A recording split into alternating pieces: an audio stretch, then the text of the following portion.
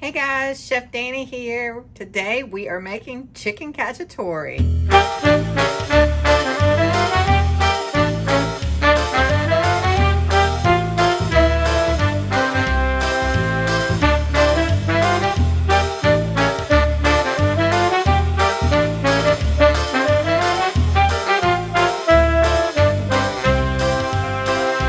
Chicken cacciatore, this is one of my favorites. I used to make this all the time in the restaurant and we used to sell it as a special. But the first thing we want to do is get our thighs seared off. We want to get some flavor building on that skin and get it nice and colored because we don't want to put it in the oven looking white. And we are going to eventually put this into the oven. So I've turned my pan on and I'm going to add a little bit of olive oil to the pan. And once that pan gets warm, we're going to go ahead and put our chicken thighs in there. We want to put them in skin side down, and we want to let them cook until they get slightly crispy on the outside. We are not trying to cook these chicken thighs at the moment. We're just trying to get some color on the outside and get the cooking process started. I am going to go ahead and salt and pepper the skin side that we're going to put down.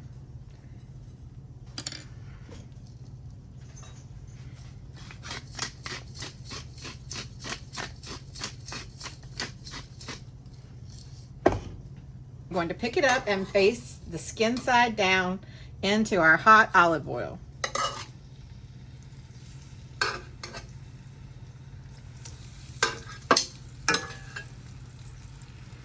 And we're going to let that cook 2 to 3 minutes on that side.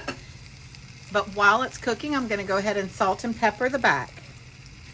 We want to make sure that we season as we go, always adding flavor, building our flavors.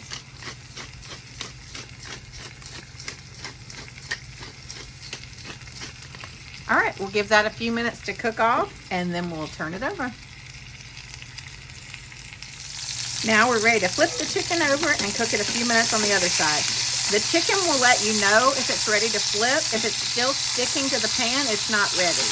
But if it comes up when you try to grab it, then it lets you know that it's ready to flip. A lot of people put chicken in the pan and they start trying to grab it and move it around really quickly, and half the skin comes off. Well, that's just letting you know it's not ready to be turned yet. So make sure that the skin is not sticking. That lets you know it's ready to turn.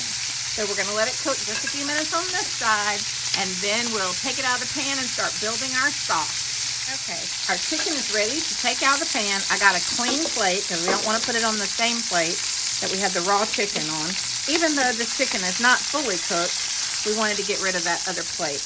So we're going to take the chicken out and sit it over here. It's going to come back to the pan in just a few minutes, but first we got to build a sauce. So we're going to add all of our veggies that we've cut up to the pan, and we're going to start with our garlic, our onion, and our bell pepper.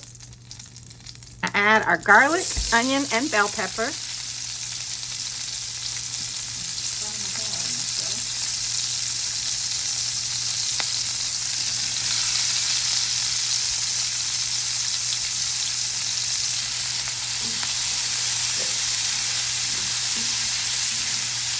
Now I didn't add any more oil to the pan. We had some of the fat that we rendered from the chicken, and we still had some of that olive oil in there. So we're just going to let these veggies cook down for just a minute. Eventually this is going to go in the oven for about 30 minutes, so we don't want to cook them down too far, but we do want to get them started to cook, softening up just a little bit. And to help get that going, I'm going to go ahead and add salt and pepper. It helps veggies to start to break down. And then we always want to use fresh cracked black pepper. We're also going to go ahead and add some of the secret seasoning. We didn't add it to the chicken because we were just searing off the chicken. We will add it from now on. We're going to add it to the veggies, and then we're going to add it again to the sauce. Stir that around one more time. You can see we're building up what's called fond on the bottom of the pan. We're going to deglaze that pan in just a second, and we'll get all of that up and use that flavor into our sauce. So all of that is flavor that we don't want to leave on the pan. We want to get it up off the bottom of the pan and into our sauce. Ooh, it's starting to smell really good in here. Those onions, garlic, and bell pepper have started to cook down. So now we're going to go ahead and start to build our sauce. Now the first thing I like to do is deglaze the bottom of the pan. And you can do this with a lot of different things. You can use wine, you can use stock or broth, or you can use water, but I do caution against the water because you're diluting the flavor. So I'm going to put just a little bit of wine in there. That's going to enrich our sauce. It's also, you're going to see, going to help us to get all of that off the bottom of the pan.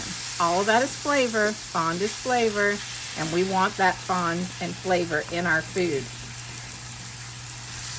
We're going to add some other liquids in a minute, but I'm going to try to get most of it up with that. All right, I'm going to go ahead and get our diced tomatoes, and we're going to add them first, mainly because they have a little bit of extra juice in the can, and that's going to help us to deglaze as well. I'm going to add the whole can of the diced tomatoes.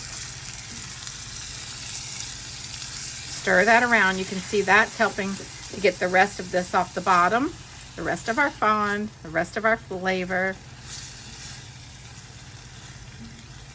Oh, it's looking beautiful and smelling even better. This is a very traditional Italian dish.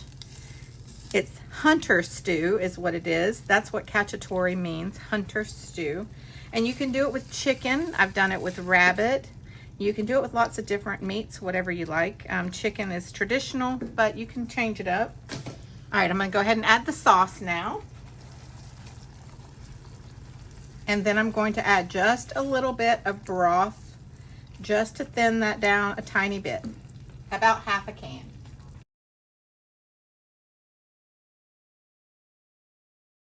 All right, we've calmed down the pan. You can hear it's quieted down, and we've made this beautiful sauce. Now to this sauce, we could also add some fresh basil, some fresh oregano. I'm going to add that in just a minute.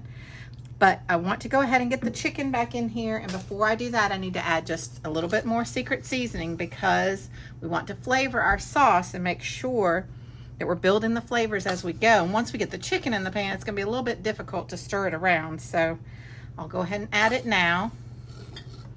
If you don't have secret seasoning, you can order it from my website. It is the secret to cooking everything. There's no salt, pepper, or sugar in it. So it's just fresh herbs and spices ground up to make a delicious flavor. All right, we're going back in with the chicken. And we want to put the side up that we browned.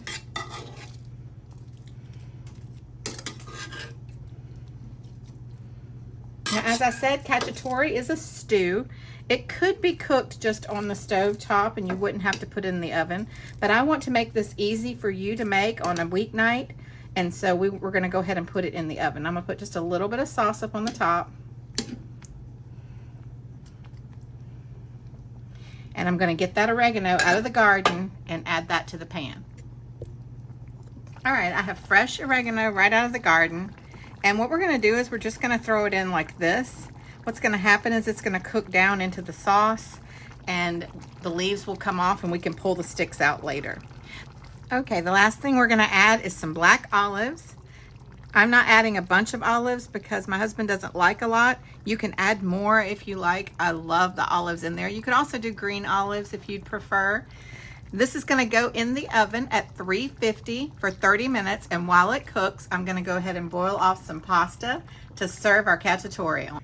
Our chicken cacciatore has come out of the oven and you can see the chicken has browned even more on the top. The sauce has thickened up beautifully. I cooked off some of my favorite pasta.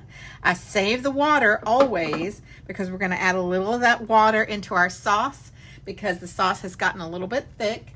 So we'll thin it down with just a little of our pasta water. Pasta water can help to thin a sauce if you add it after the sauce has cooked, but it can also help to thicken a sauce if you add it during the cooking process. And we're going to serve this chicken and the sauce right on top of our delicious pasta. This makes a great meal for any night of the week. If you enjoyed this video, you'll probably enjoy some of my other videos, so please like and share and subscribe to my channel. Check us out on Patreon. It's Chef Danny Cooks. See you next time.